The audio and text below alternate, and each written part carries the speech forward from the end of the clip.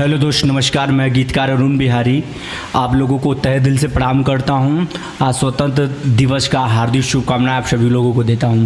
देखिए, आप लोग के बीच में मैं बहुत ही हिट मैटर लेकर आज आ गया हूं और वीडियो शुरू करने से पहले आप लोग से निवेदन है कि जो हमारे चैनल पर नए हैं हमारे चैनल को सब्सक्राइब कर दें और बगल में बेल आइकन घंटी है उसे प्रेस कर दें ताकि मेरा लिखा हुआ सॉन्ग सबसे पहले आप तक पहुंच जाए आसानी से।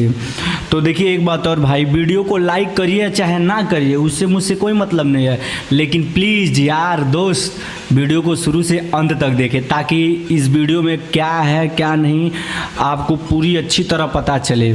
तो एक बात और, किसी भाई को पर्सनल सॉन्ग चाहिए तो हमें कॉल कर सकता है, मेरा डिस्क्रिप्शन में नंबर है, आप फंड पे भी आप मेरा नंबर मिलेगा आप लोगों को। तो आइए दोस्तों, उस ट्रैक का नाम बता देते हैं जिस ट्रैक पे ये गीत लिखा हुआ है। हमारे बड़े भैया प्रमोद प्रेमी यादव जी ने गाए हैं, सुने होंगे।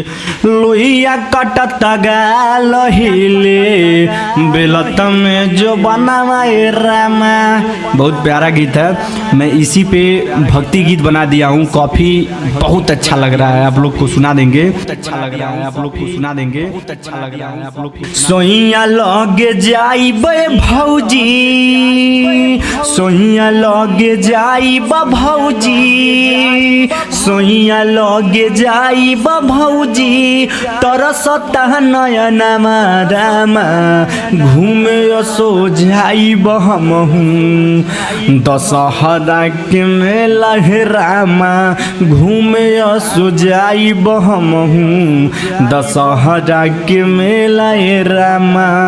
सोइया लगे जाइब भौजी, तरसता नयनमा रामा, घूमे सो जाइब हमहूँ दशहरा के मेला ये रामा, घूमे सो जाइब हमहूँ दशहरा के मेला ये रामा।